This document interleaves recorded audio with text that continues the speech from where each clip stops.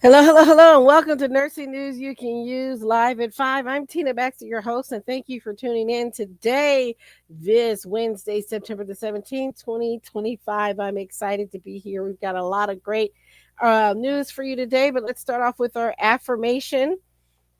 It says, get clear on this one truth. Guilt, shame, and self criticism are some of the most destructive forces in your life, which is why forgiving yourself is one of the most powerful. So let's get to it. This is from the Jensen Cero 2025. You are a badass calendar. That's our affirmation for today. Forgive yourself. Yesterday is gone.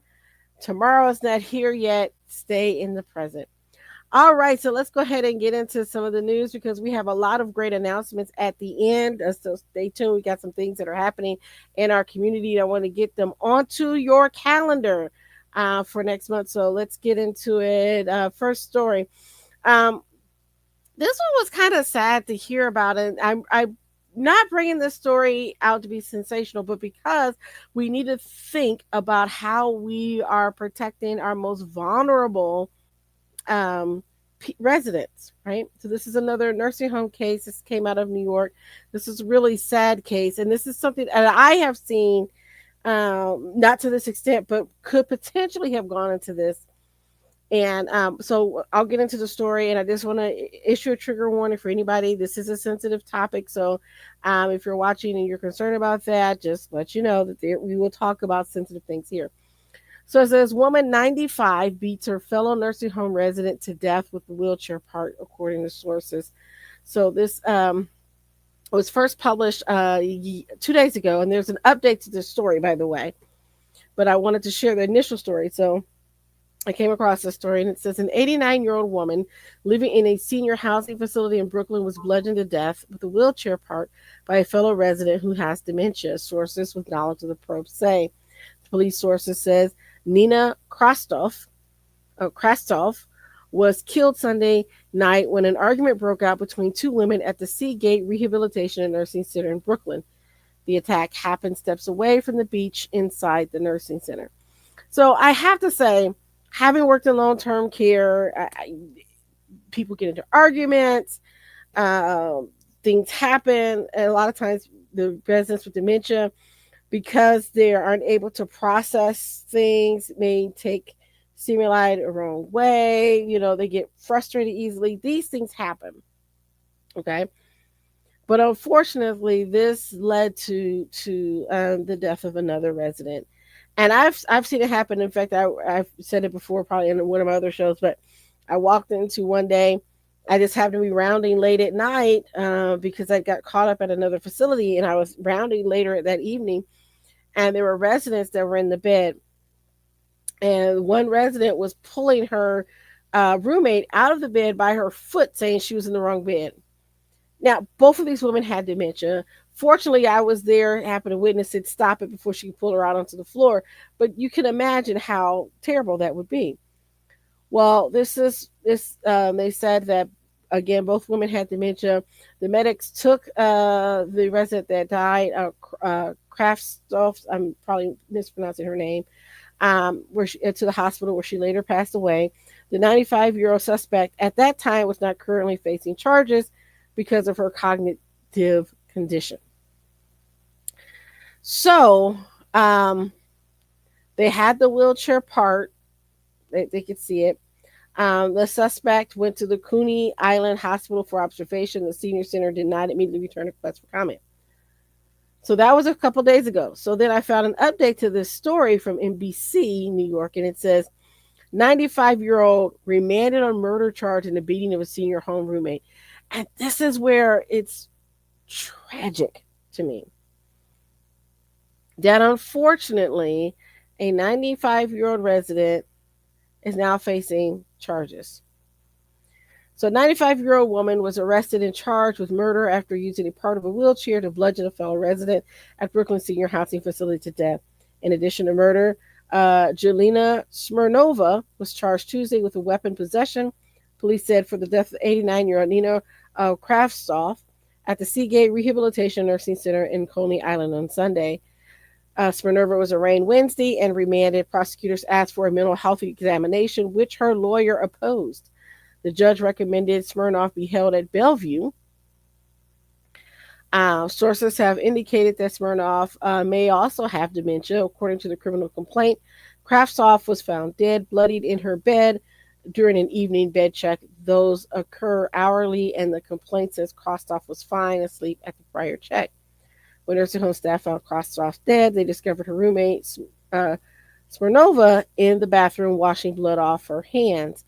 Blood allegedly covered her gown too, and a bloody pedal was recovered outside. That's exactly what I thought. She used the pedal of the wheelchair below the window where prosecutors alleged the 95-year-old woman threw that part of the murder weapon. Okay, first of all, how she get the window open? If this is the dementia unit, how she get the window open and throw that through the window? That's a question. That's a question I have. Okay, anyway, back to this.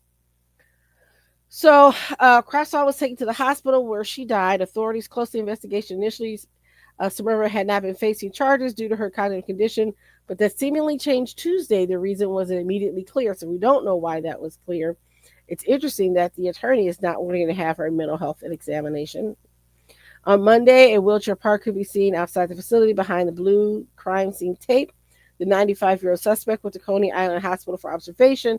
The senior center did not, again, return requests for comment. So obviously, we all know that there's probably going to be some legal ramifications for the nursing home, as in these cases. But I have a lot of questions on this. And what's so tragic to me is that if both of these residents had dementia, did nobody hear anything? They said that they rounded on them every hour. I don't know. It's just a lot in this story that just isn't there. But that brings back to the point of, and this is why I bring it up, is because I do know of some dementia units, particularly on night shift, but on other shifts as well. They think, well, the residents don't need much care. They're pretty ambulatory. We just need to staff one person. And I'm just saying, one person can't be everywhere. And I'm not saying that that's what happened in this case. I don't know. But that brings up a lot of safety questions that we have, and whether or not we're really staffing appropriately for these units, particularly when you have individuals that are vulnerable, they have cognitive issues, things can happen. And I'm not saying that the nursing home's at fault, but I have questions, right? And so that's why I brought this up. So if you have any insight into this case, you're from New York, or if you had similar cases like that, let me know. But I just think it's a shame that this poor 95, and I feel sorry for the woman who died. Don't get me wrong. That's horrible. But for a 95-year-old woman to face charges like this out of a nursing home, I don't know, unless she was fully capable of making those decisions. But then I have other questions of why is the window open? Why can she throw things out of the window? What keeps her from climbing out of the window if this is a dementia? So all those questions are in my mind. I'm just like, So you know anything about it? Let me know, because I'm just curious. Okay. So this brings up this other, and then again, this is not Pick on Nursing Home Day, but this happens to be some things that were brought up that I bring these articles and issues forward because I want us to learn from them, maybe to do something better. If you got suggestions of how we can improve care, let me know. If you're in the healthcare field, and as a cautionary tale to other nurses, hey, let's think about what we're doing on a day-to-day basis, because we don't want to be caught up in any of these things if we can avoid it. So this is from the Iowa Capitol Dispatch, and they do a lot of stuff about nurses, nursing homes, etc. in this newsletter, article, whatever. But I want to bring this up. It says the board, a nurse blamed disabled care facilities residents for forged records. This is another, no, don't do this. Okay. So it says state regulators have suspended the license of a nurse accused of forging a doctor's orders at a Western Iowa care facility and then blaming the disabled residents of the facility for the forgery. In January of 2025, the Iowa Board of Nursing charged registered nurse Lorraine Anderson of Salix with falsification of records and with failing to evaluate or report the status of a patient as required. According to board records, Anderson was employed by Sioux City's Parkview Homes, a 45-bed intermediate care facility for individuals with intellectual disabilities, for approximately 17 years, most recently as the facility's director of nursing. So I want to stop you there because here's what I know often happens behind the scenes, and I've seen it happen. Physicians not in, whatever. They're like, oh, wink, wink, you can have the prescription pad and you need medication refills. I'll just pre-sign you. Go ahead and fill in what you need for your residents because I'm not always going to be there, right? I've seen it happen. I know that is wrong. It's not legal to do that. But I've seen those things happen, right? And so I'm not sure if this is one of those cases, but apparently it wasn't. And I've had a case where someone put orders in my name and I caught it and I'm like, I did not issue those orders. We want this corrected immediately. So we've had those cases happen too. I actually found it on what it's the inspect report. And this is basically, it was probably a clerical error, but when I worked in the nursing home, my name and the physician's name were on the prescription pads. And so I'm pretty sure the physician just used an old prescription pad that also had my name on it and was writing refills for these meds, and they can't read his handwriting. So they just put it under my name. Well, I had to call him back and said, excuse me, ma'am, sir, I have not worked for this organization in 2 years. And all these narcotic prescriptions that you put under my name, y'all need to fix this because that was not me. Because at first I thought it's a nursing home fraudulently doing this. But when I talked to them, they said, we'll get it fixed in the system because it probably was that and it was a clerical error. But I'm like, no, it was not me, because if they said they talked to me to get these orders, it was not me. And it was because the prescription pad. So that gave me a clue to say, whenever I leave a place, I make sure that my name is off the prescription pads. Okay, don't be putting my name on that stuff. So just a little FYI for some of y'all that are prescribers. So anyway, let's get back to this story. It says state records show that in February 2024, the state agency that inspects nursing homes, the Iowa Department of Inspections, Appeals, and Licensing, determined that a physician's orders for several of the facility's residents' medications were missing. A dial inspector found that the last orders on file for residents, which were good for 90 days, had been signed in October 2023 and were expired. So here's what happened. Okay. So the physician is supposed to come in every month, right?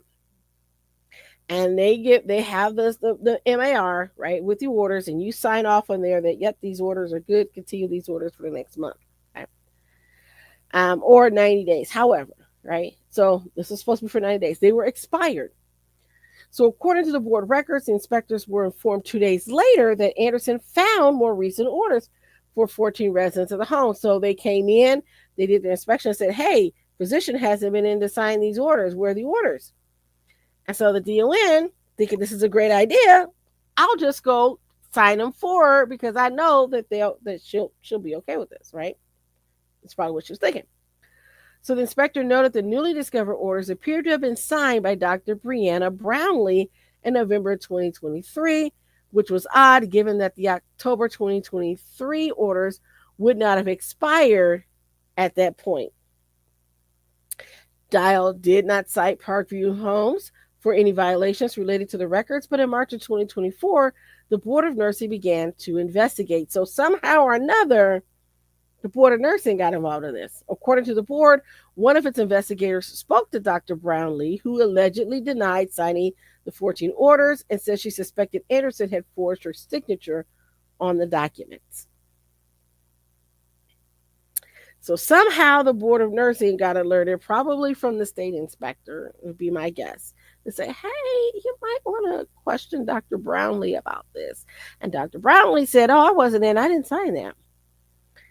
So the board investigator then spoke to Anderson, who allegedly denied forging Brownlee's signature. According to board records, Anderson asserted that the 14 orders had been found in a locked storage room And she reportedly suggested that a resident of the home must have accessed the documents somehow and forged the signature. Okay. Iowa Capitol Dispatch was unable to reach Anderson. At a subsequent disciplinary hearing on the matter, administrative law judge Christine Dreckman concluded there was sufficient evidence to show Anderson was the individual who had forged the physician's signature on the resident's medication orders. At the hearing, the state offered no argument or evidence to support the board's charge that Anderson had also failed to evaluate or report the status of a patient as required, and the charge was dismissed. Dreckman then issued a proposed decision, later approved by the board, suspending Anderson's nursing license and stipulating that she cannot apply for reinstatement for at least a year. The order stipulates that at the time of her application for reinstatement, Anderson must show it is in public interest for her license to be reinstated and provide evidence that she has completed 12 hours of educational coursework related to professional ethics and medical documentation.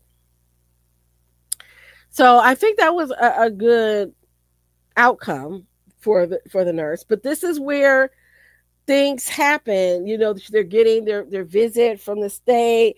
They want to produce these documents because they're afraid of getting a tag, and this is where cutting those corners can come back to bite you. Do not do that. I'm sorry, there's a gnat in here that's been bothering me. So if you guys are wondering what I'm doing, it's a gnat in here that's been bothering me.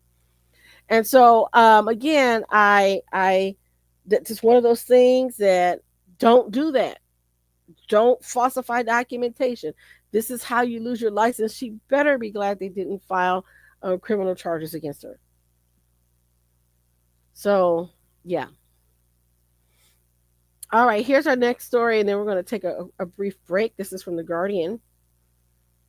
It says California nurses decry ICE presence at hospitals interfering with patient care.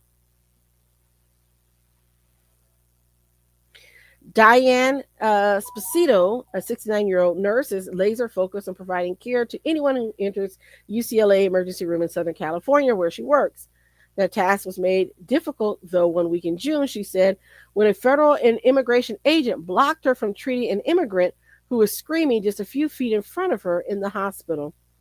Spacito, a nurse with more than 40 years of experience, said her hospital is among many that have faced hostile encounters with immigration and customs enforcement agents amid Trump's administration escalating immigration crackdown. The nurse said the ICE agent, wearing a mask, sunglasses, and hat without any clear identification, brought a woman already in custody to the hospital. The patient was screaming and trying to get off the gurney, and when Spacito tried to assess her, the agent blocked her and told her not to touch the patient. Then, sir, ma'am, why didn't you bring her to the hospital then if you don't want the hospital to treat her? Anyway, let's get back to the news.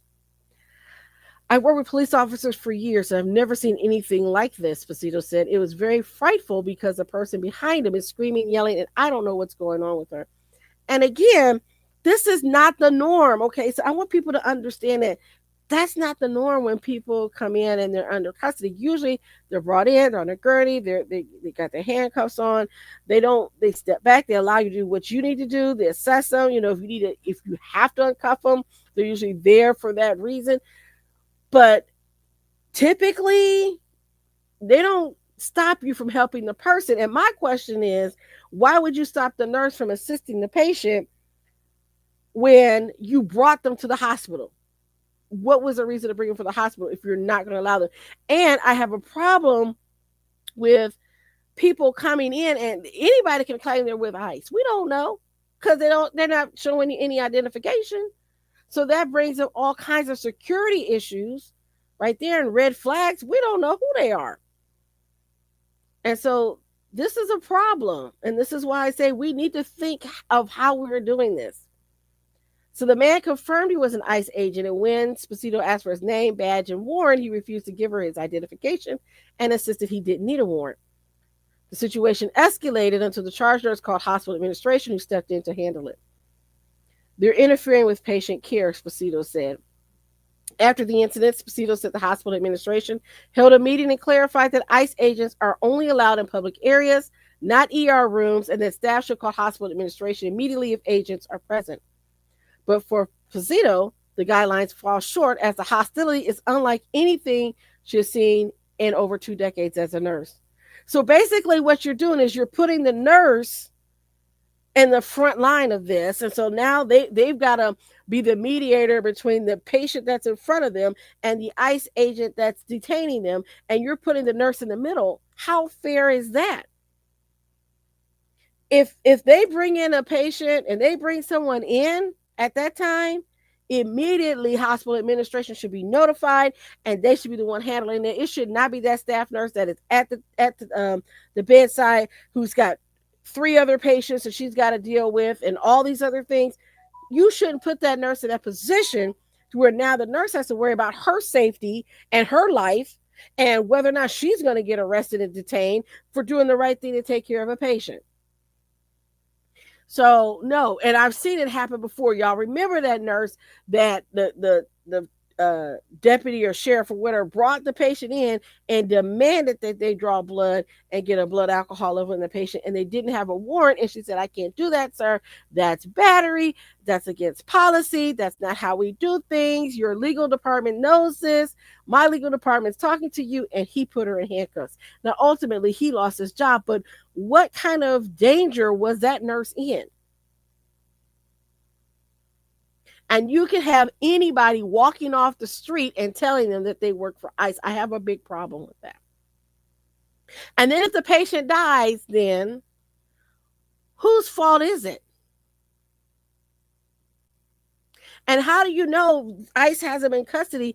Maybe they shouldn't have that person in custody. We don't know. So then if something comes back and maybe there's, a whole lot of stuff can happen, whose fault is it? So yeah, we need to really have a discussion about how to handle these cases. So it says the agent would not show me anything. You don't know who these people are. I found it extremely harrowing. And the fact that they were blocking me from a patient, that patient could be dying. It says since the Trump administration has stepped up its arrest of immigrants at the start of the summer, nurses are seeing an increase in ICE presence at hospitals, with agents bringing in patients to facilities, said Mary Turner, president of National Nurses United, the largest organization of registered nurses in the country. The presence of ICE agents is very disruptive and creates an unsafe and fearful environment for patients, nurses, and other staff. Immigrants are our patients and our colleagues. While there's no national data tracking ICE activity in hospitals, several regional unions have said they've seen an increase. We've heard from members recently about ICE agents or ICE contractors, and see, this is a difference because maybe they aren't officially agents, but they're independent contractors, the Dean Canes of the world, who don't have a lot of training and they have carte blanche to do whatever they want to because they hide behind a mask. I have a problem with the hiding of the face behind a mask. Anyway, so they said these incidents never occurred prior to this year. Turner said nurses have reported that agents sometimes prevent patients from contacting family or friends, and that ICE agents have listened in on conversations between patients and healthcare workers, actions that violate HIPAA, the federal law protecting patient privacy. In addition, Turner said nurses have reported concerns that patients taken away by ICE will never receive the care they need. Hospitals are supposed to discharge a patient with instructions for the patient or whoever will be caring for them as they convalesce. The increased presence of immigration agents at hospitals comes after Donald Trump issued an executive order overturning the longstanding status of hospitals, healthcare facilities, and schools as sensitive locations where immigration enforcement was limited. And so then my question is, what is Congress doing besides sitting on their thumbs? Nurses in California and other states across the nation said that they fear the new policy, in addition to deterring care at medical facilities, will deter sick people from seeking care when they need it. Allowing ICE undue access to hospitals, clinics, nursing homes, and other healthcare institutions is both deeply immoral and contrary to public health, said George Gresham, president of the 1199 SEIU, United Healthcare Workers East, and Patricia Kane, the executive director of the New York State Nurses Association, in a statement. We must never be put into positions where we are expected to assist or be disrupted by federal agents as they sweep into our institutions and attempt to detain patients or their loved ones. Policies on immigration enforcement vary across healthcare facilities, and California county-run public health care systems are required to adopt the policies laid out by the state's attorney general. which limit information sharing with immigration authorities, require facilities to inform patients of their rights, and set protocols for staff to register, document, and report immigration officers' visits. However, other healthcare entities are only encouraged to do so. Each facility develops its own policies based on relevant state or federal laws and regulations. So this is where some of the problems become, because now we don't know whose policies are enforcing what, and there's a lot. So, according to this, it says in a statement, Glendale Memorial said the hospital cannot legally restrict law enforcement or security personnel from being present in public areas, which include the hospital's lobby or waiting area. ICE does not conduct enforcement operations at hospitals or interfere with medical care of any illegal aliens, said DHS Assistant Secretary Tricia McLaughlin. It is a long-standing practice to provide comprehensive medical care from the moment an alien enters ICE custody. This includes access to medical appointments and 24-hour emergency care. Yeah, that's what you say. That's your long-standing practice. But is it being enforced? Who's policing the police in this case? The federal government has aggressively responded to healthcare workers challenging the presence of immigration agents at medical facilities. In August, the U.S. Department of Justice charged 2 staff members at the Ontario Advanced Surgical Center in San Bernardino County in California, accusing them of assaulting federal agents. So again, you're putting nurses and other healthcare workers in the position of possibly being prosecuted for protecting the patients that we are charged to advocate for and protect.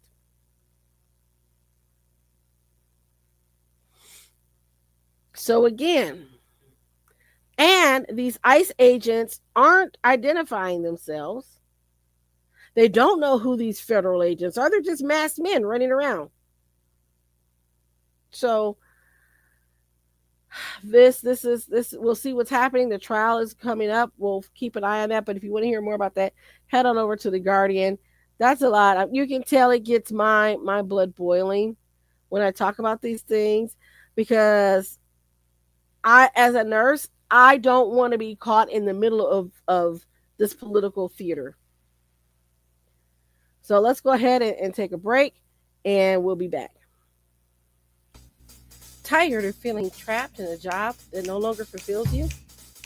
Is your nursing job no longer the fun-filled adventure you imagined? Find your passion again through nurse entrepreneurship. Step out into the light and come feel the sun. Join the Nurse Shark Academy today at thenurssharkacademy.biz and come feel the sun. All right, let's get to our next story here.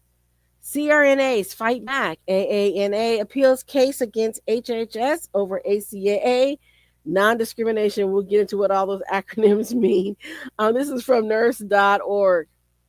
Okay.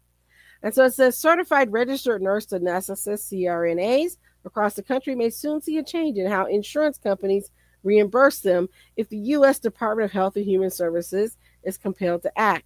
The American Association of Nurse Anesthesiology, which they just changed their name, that's been an under fight too, has filed an appeal arguing that HHS has failed in its duty to enforce a key provision of the Affordable Care Act that prohibits discrimination against providers based solely on their licensure. The AANA says commercial payers continue to punish CRNAs by paying them substantially less than other anesthesia providers for delivering the same service. This discriminatory financing practice puts rural and underserved patients at risk by undermining access to vital anesthesia care often provided solely by CRNAs. The ACA contains a non-discrimination provision codified at 42 USC 300 GG-5A, which I haven't had a chance to look at, but this is what it says. It says, which forbids insurance plans from discriminating with respect to participation under the plan or coverage against any healthcare provider who is acting within the scope of that provider's license or certification under applicable state law. Enforcement authority lies with the HHS and individual states. There's no private right of action for individual providers to sue insurers directly under this provision. Only the Secretary of the HHS and possible states can enforce it. So then, will you have the will of the state to do that? That's a good question. So the AANA's complaint sets out that numerous insurance companies, notably Cigna and Anthem, have reduced reimbursement rates paid to CRNAs for their anesthesia services when those services are provided independently, for example, without medical direction by physicians. For example, the QZ modifier used when CRNAs provide anesthesia services independently, reimbursement has been cut from 100% to 85% of physician fee schedules. That's that saying, for those of you who don't know, that's what they've kind of said on nurse practitioners, nurse anesthetists, any advanced practice provider that is not a physician will get 85% of of the charge. So what they had done traditionally was that they would have, if the physician was in the building or seeing the patient with the NP, then you can get 100% of what you were actually owed. But if you're an NP working by yourself, you only get 85%, as if you provide 85% of the care, right? You only get 85% of care when you come see a nurse practitioner or another advanced practice nurse or physician assistant. That's kind of how insurance companies got away with that, and how they're saying, well, nurse practitioners are cheaper because we don't have to pay them $85 on the $100, right? So you're 85%. So according to AANA, these cuts are based solely on the licensure of the provider, for example, nurse versus physician, not on differences in care, safety, patient outcome, or performance. CRNAs argue that when they act within their licensure, they deliver the same anesthesia services in the same settings using the same equipment with comparable outcomes. Despite being aware of such practices and its legal mandate, HHS has never enforced a non-discrimination provision since the ACA was passed, and has never proposed a rule implementing it, even though Congress required proposed rules by January 1st of 2022 under the No Surprises Act. So again, basically they said, well, nobody's really asked us about it, pushed back about it, so we don't really have to do anything about it, because, why would we? So in September of 2024, AANA filed a petition under the writ of mandamus and the Administrative Procedures Act in the U.S. District Court for the Northern District of Ohio, seeking to force HHS to fulfill its statutory responsibilities. On August 26, 2025, the court granted HHS motion to dismiss AANA's petition. In its public statement, AANA President Jeff Moulter expressed disappointment, but emphasized that the association will continue to evaluate and pursue all available legal options on behalf of our membership and remain focused on advocacy efforts against provider discrimination to ensure patients' access to care. So on September 11th of 2025, the AANA filed a notice to appeal the dismissal, saying they respectively disagree with the prior ruling and will continue to work tirelessly to ensure private payer compliance with the law. So what does this mean for those involved? So for CRNAs, if the non-discrimination clause is enforced, CRNAs would be entitled to reimbursement equal to physicians when performing the same procedures in the same settings. This could mean reversing current policies, reducing payments for independent anesthesia services. For patients, it means access to anesthesia services, especially in rural and underserved areas, may improve. AANA argues that cuts in reimbursement could force CRNAs out of networks or limit where they practice, thereby reducing patient access. And then systemic equity. The case raises larger questions about how provider type and licensure influence reimbursement. If the rulings stand without appeal, insurers may continue to differentiate based on provider titles rather than the function or outcome, a concern that nurses and allied health providers have raised in other contexts. So the case is now on appeal, where AANA will push to overturn the dismissal and secure enforcement of the law. A successful outcome could force regulatory change. HHS might have to issue rules, investigate discriminatory reimbursement policies, and hold insurers accountable under federal law. So we'll see what happens as this progresses. But if you want to learn more, head on over to nurse.org. Again, they do wonderful reporting over there. So I'd love to share it with you. Okay, here's another case of what I want to call staff just going wild. Dementia patients pepper spraying ends an indictment for a nurse and nursing assistant in Ocean County. This is from the Patch out of New Jersey. This is just, don't do these things, people. Don't do these things. A nurse and a nursing assistant from Ocean County have been indicted in connection with a March incident where an 87-year-old dementia patient was pepper sprayed and left without assistance for 46 minutes, according to the state attorney general's office. Lisa Erickson, 56 of Manchester, and Joshua Benner, 34 of Brick, were indicted September 9th by the state grand jury in the March 19th incident at Whiting Gardens Rehabilitation and Nursing Center in Manchester. Erickson, a licensed practical nurse, was indicted on two counts of aggravated assault, one second degree and one third degree, possession of a weapon for an unlawful purpose, neglect of an elder or disabled adult, and assault on an institutionalized elderly person. Benner, a certified nursing assistant, was indicted on the charge of neglect of an elder or disabled adult, state officials said. In April, Manchester police said they were called to Whiting Gardens for a report of an altercation between staff and a patient. Erickson told police that the elderly patient suffers from dementia, depression, and anxiety. About 8 p.m., he had become agitated and began damaging property within the facility. Erickson said she used her personal pepper spray on the man in response to a perceived threat in an attempt to de-escalate the situation. The man was then kept in his room until police and emergency personnel arrived. So here is the problem. Staff was probably not properly trained in how to de-escalate the situation. The nurse used her own pepper spray to do this. These are issues. There's probably no security personnel there. It doesn't say whether they've contacted anybody or, for any help. It could have been that nurse and that aide in the whole building. We don't know. But they pepper sprayed the gentleman, but then didn't tend to him because apparently they were just waiting for the police to come. So surveillance footage showed the patient damaging property at the nurse's station, then walking down the hallway carrying a computer mouse and phone in a manner that did not appear aggressive or threatening, police said at the time. Erickson is then seen approaching the patient from behind and spraying the pepper spray directly to his face at extremely close range and spraying him twice. He can be seen falling to the floor and with no one helping him for several minutes before he crawled to stand up and entered another resident's room. He was forcefully moved to his room by Benner with assistance from Erickson. The man then stayed in his room without medical aid for approximately 46 minutes before Manchester EMS arrived and rendered medical assistance before taking the man to the community medical center for further evaluation. So he had walked away and was leaving. Yes, he tore up some stuff. The facility is going to have to replace it. So, is this worth losing your freedom and your license over some equipment? I don't think so. He had walked away.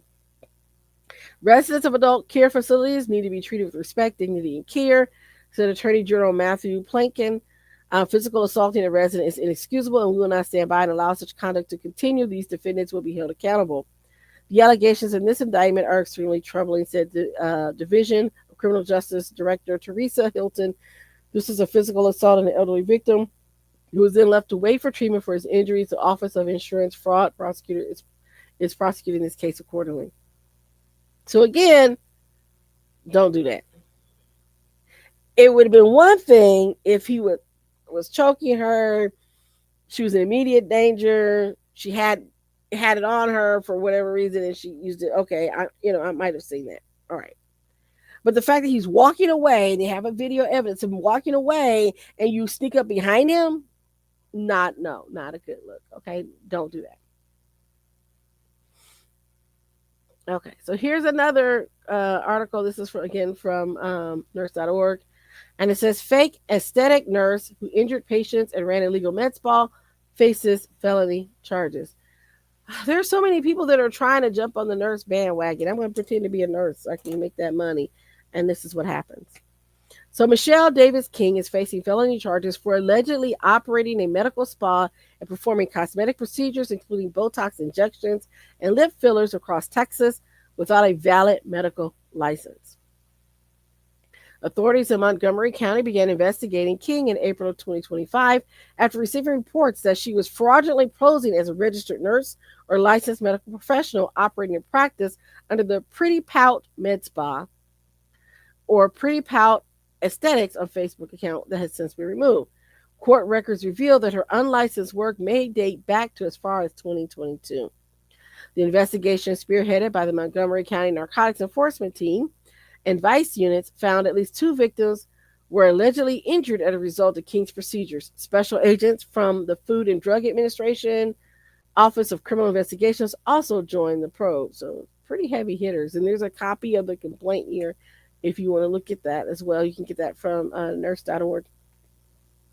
This is according to the documents. King was arrested on August 22nd, 2025, following an undercover operation conducted by local authorities.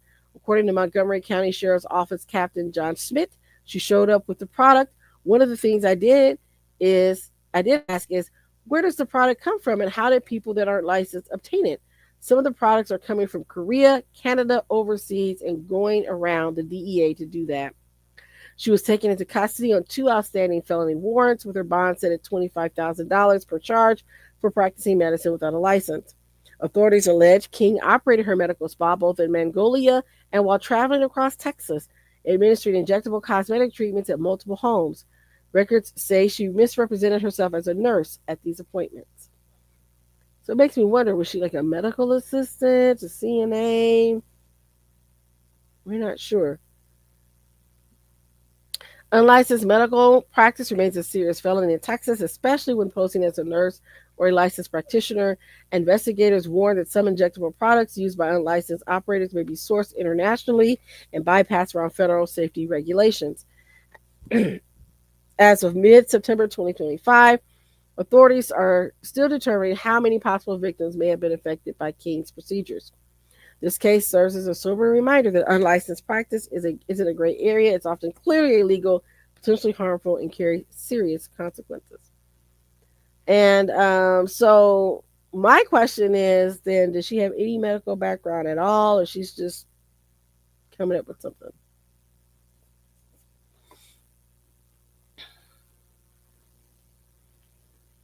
Okay. This brings us up to, let's talk about what's happening. It's more fallout from the Nightingale raid that they had. It says federal authorities charged 12 more in Florida nursing diploma fraud. This is from WUSF out of Florida. So let's get into this story. I'm like, this. It just seems like the story that never ends. And that makes me a little concerned, about security. And now that the influx is saying, oh, yeah, you can take it at home, I'm like, y'all really want to do that? Do y'all really want to do that? Anyway, I have questions on that. But let me know what you all think. So it says the arrests were part of a second phase of an investigation. In 2023, 25 people were charged in connection with a similar scheme involving 3 other Florida schools. So federal prosecutors in South Florida have charged 12 additional people in a scheme to sell fake nursing diplomas and transcripts to individuals seeking RN and LPN VN licensure. Investigators say for-profit schools issue fraudulent credentials so buyers can take the NCLEX exam and in some cases secure nursing jobs across the country.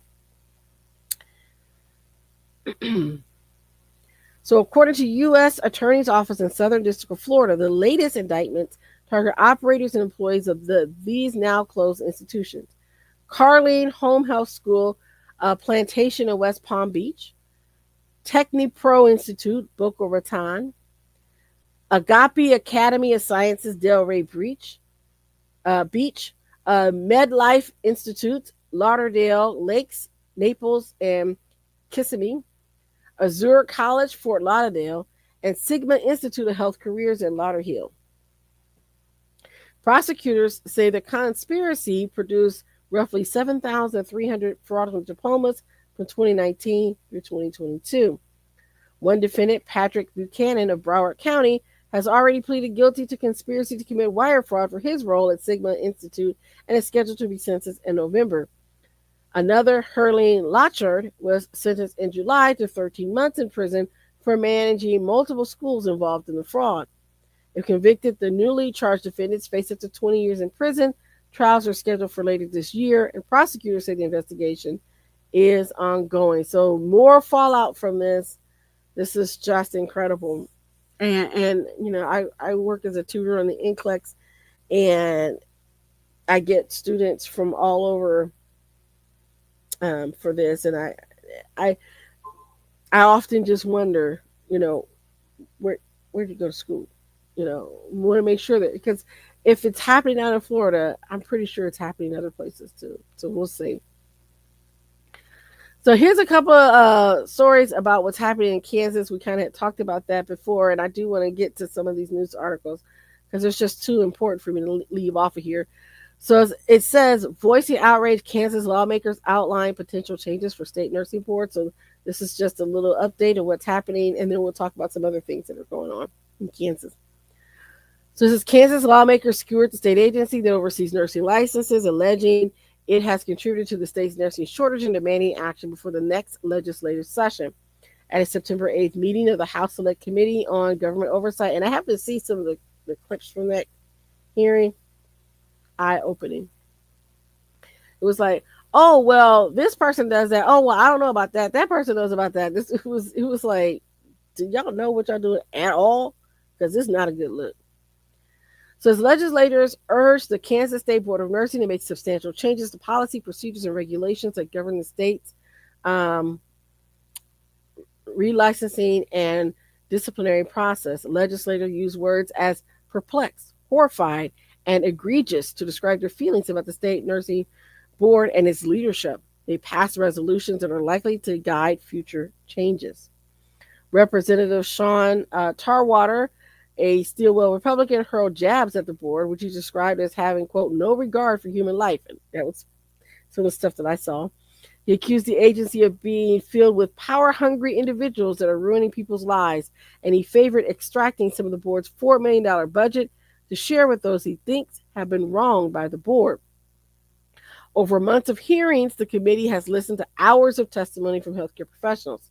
The testimony detailed the nursing board's delays in licensing, inadequate communication, leadership issues, dated technology, inconsistent fees for the same infractions, clerical errors, coercion, conflicts of interest, flawed investigation, and an approach to discipline with an attitude of guilty until proven innocent, said Representative Sandy Pickard, a Wichita Republican.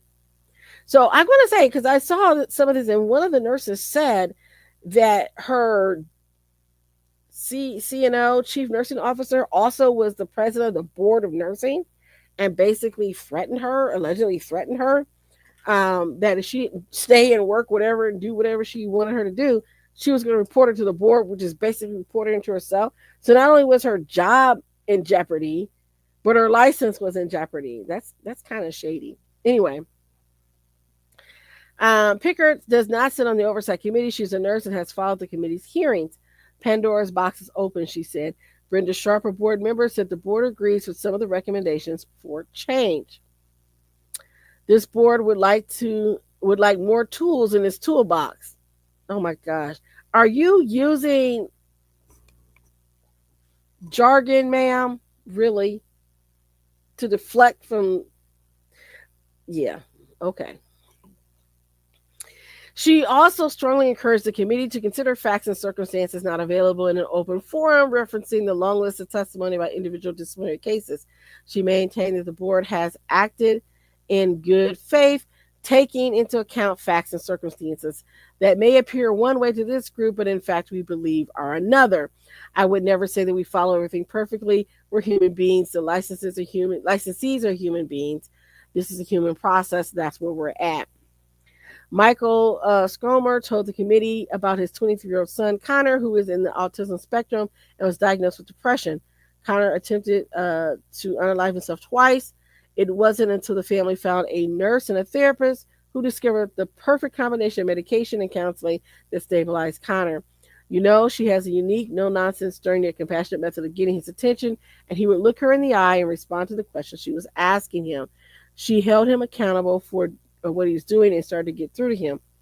But then Aarons made an error when renewing her license online. The state nursing board revoked her prescribing privileges, and Aarons couldn't refill Connor's medicines. Michael Schumer said him and his wife frantically tried to find another prescriber. It went about 2 weeks too far, unfortunately, and one day he got up and there he was walking through the house, talking to the ceiling again for 8 hours nonstop. That could have been prevented. So again, these are some of those testimonies that they have, and a lot of it was I don't know the board. That's just make it scary. So by the way, FYI for nurses, RNs here, don't forget to renew your license. October's coming up really quick. Just a reminder here. Don't be late. But anyway, back to this. It says the committee deliberated 2 resolutions that encourage considering a grace period for nurses who are late to apply for relicensing, IT updates, and regular digital notifications leading up to the nurses' relicensing deadline. The committee also, dang on, that will not leave me alone. Excuse me.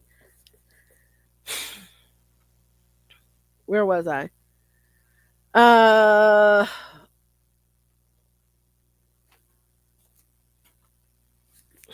okay.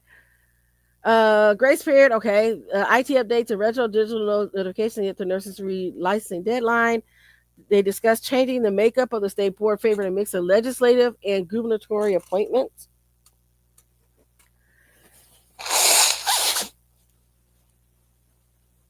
Pardon me. That gnat will not leave me alone. I've got things to catch him, but he just is persistent. Okay, it says the resolution alluded to a bill for the 2026 session, but lawmakers urged the board to review its policies without legislative action. The committee also discussed the possibility of a future subcommittee that could provide further recommendations. The nursing board is responsible for more than 70,000 Kansas nurses. Maggie Ortez, who happened to be, she was a guest on our other show, the Nurse Academy show. A nurse from Texas who advocates across the country for changing nursing regulations, said the issues Kansas is facing are not unique. The elephant in the room is the investigative process, she said.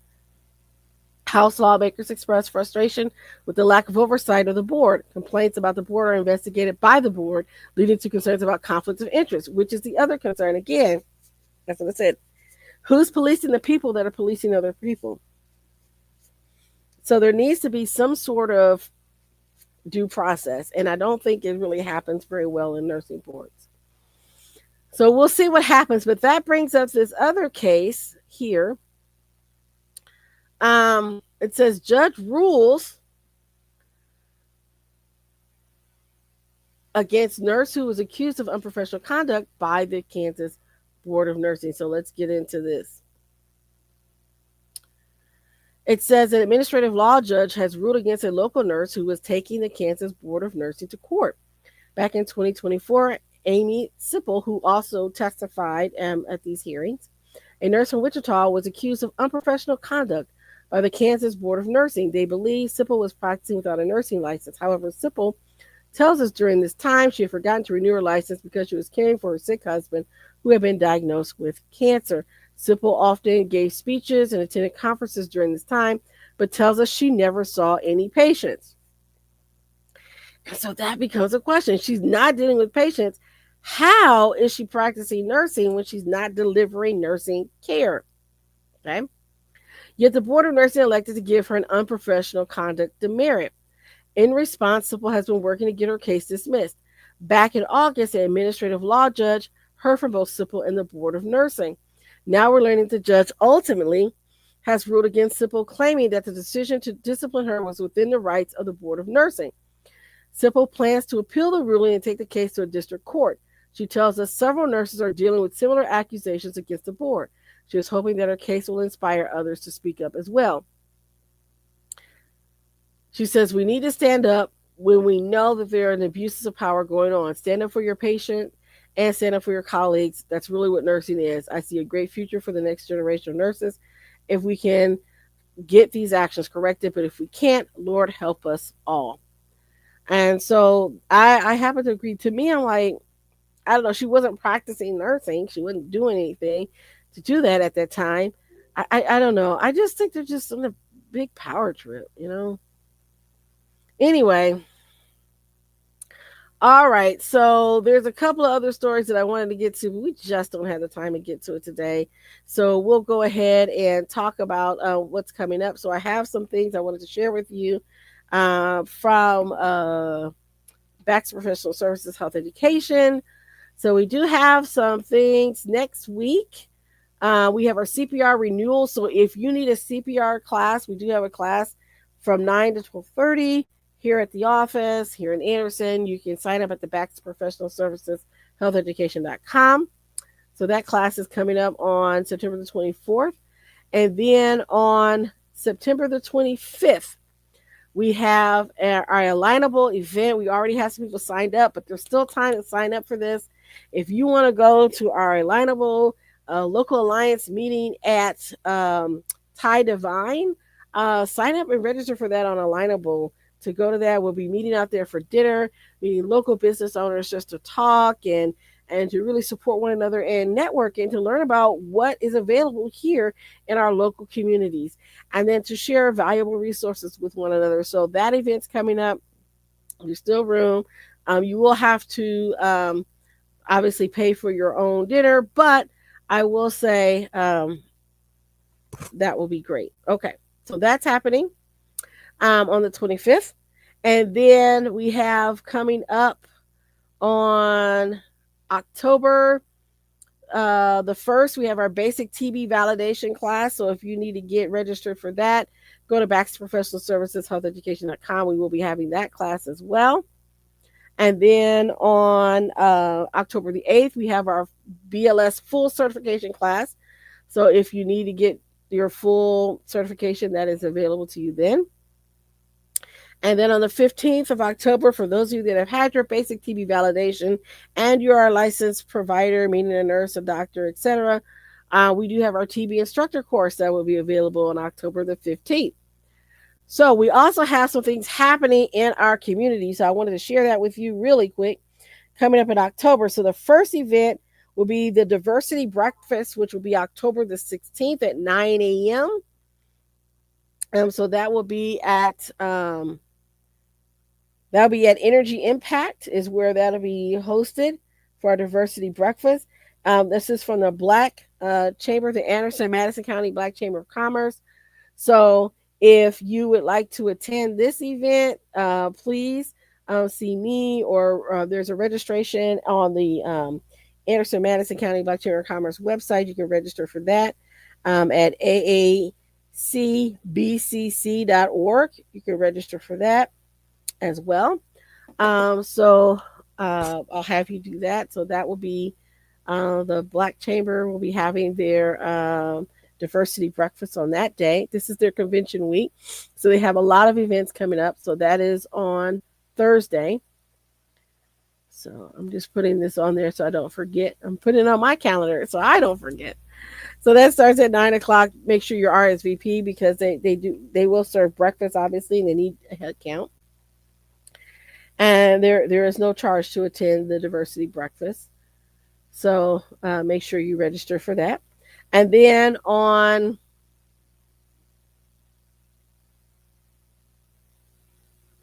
okay. Oops, I don't want that. Sorry. It's saying set up the schedule. I just want to set up an appointment. That's all I need.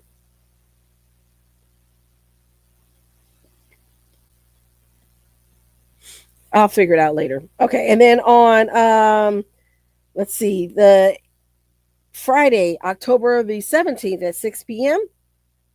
Anderson Madison County Black Chamber of Commerce will be having their president's reception, and that reception will be taking place at Ivy Tech Community College in Anderson. You will need to RSVP to secure your spot. So again, you can head on over to their website to do that and also contact public relations. So that will be from 6 to 8. You'll need to RSVP for that as well. They'll talk about the evening of legacy, leadership, and community. Welcome their new president, officers, and chairs. Launch of the Reverend Hunt Memorial Fund. Updates, vision, and community connections. They'll have light hors d'oeuvres and drinks available. All are welcome. Then on Saturday, October the 18th, we will be having our women's conference. Very exciting. That will be at Flagship Enterprise. You do need to RSVP to secure your spot because it does fill up fast, and we usually kind of sell out. There is a continental breakfast and lunch provided, so they do need to know who's coming, so they have adequate amount of food. I participated every year in this. They have our keynote speaker is Katharina Williams, and their special guest will be Dr. Neva Brooks. So very excited to be a part of that. And then lastly, and this is when you do have to make sure you get tickets for. This is the 19th annual banquet. Will be Sunday, October the 19th at 4 o'clock p.m. at Love Events at 1803 Broadway. You will have to purchase a ticket, and tickets are $40, and you can get them online. There's a QR code, and I'll be happy to post all of this information. You can get them all at www.amcbcc.org for your tickets, etc. So there you have it, folks.